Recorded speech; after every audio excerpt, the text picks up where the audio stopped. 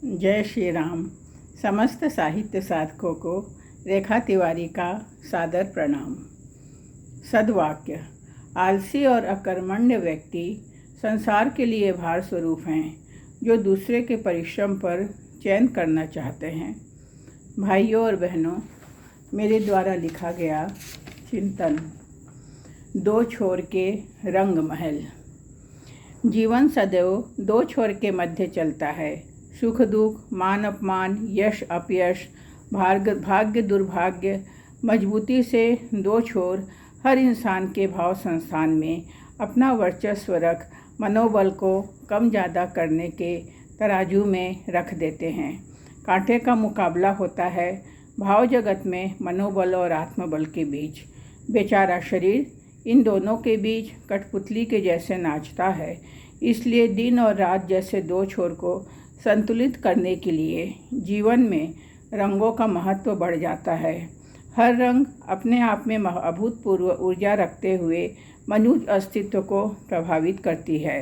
व्यवहार में हमें सूर्योदय सूर्यास्त की लालिमा जब दिखती है तो लाल रंग की असीम ऊर्जा का रहस्य समझ आता है। लाल खून सभी प्राणियों में मिलता है, मतलब ईश्वर का बेटा बनने के लिए उन्हीं के जैसे लाल होना भी जरूरी है।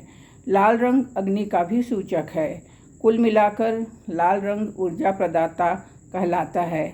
आकाश का नीला रंग नेत्रों को विशालता देता प्रतीत होता है।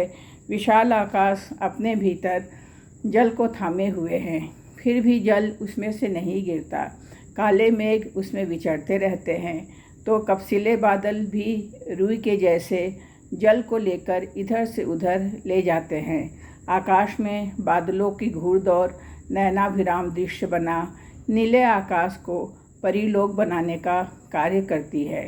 कल्पना के इंद्रधनुषी रंग बनते हैं और हर प्रतिभा अपने हिस्से का मुट्ठी भर आसमान तोड़ लाने के लिए बेताब होती है। नीला रंग विशाल हृदय का प्रतीक बन सबको श्रेष्ठ से श्रेष्ठतम बनने की प्रेरणा देता है। वहीं सूरज का तेज प्रकाश श्वेत होकर सभी रंगों को स्वयं में सोख कर भी रश्मि किरणों के रूप में बिखर देता है। धवल रंग रंगहीन होकर भी निर्क्षीर विवेकी जब बन जाता है तब धरती में जल बन विचरण करता है। चांद की धुंधिया चांदनी शीतल होकर श्वेत रंग की आभा बिखेरती है तो सर्वत्र विनम्र प्रकाश की किरणें सबको शीतल लगती है। कवियों की कल्पना बिना चांद के अधूरी है। मौसम विभिन्न ऋतुएं बन हर रंग की छटा से धरती के चमन को रंगीन बना पूरी धरती को सुरम्य उपवन बना देती है। सोचिए, जीवन रंग के बासंती चोला का नाम है, जिसमें रंग में प्रेम और राष्ट्रीय भावना का मिश्रण लिए प्यार का अलौकिक रंग घुला हुआ है। प्रकृति रंगों से सौंदर्य बिखरती हुई सदैव उल्लास एवं उमंग में रहती है और सतत सकारात्मक ऊर्जा पुष्पों पल्लव के द्वारा बिखेरती है। वैसे ही मनुष्य को चाहिए कि वह अपने आंतरिक जिज्ञासा से श्रेष्ठ संकल्पों में उल्लास भरकर सभी ओर अपने सद्गुणों के उल्लासित रंगों को बिखेरे और अपनी जैसी भी स्थिति रहे उसमें छोटे से छोटे सत्कर्म को मनोयोग से पूर्ण करे। रैदास और सबरी बनने का रहस्य तब समझ में आ जाएगा। सादर आभार।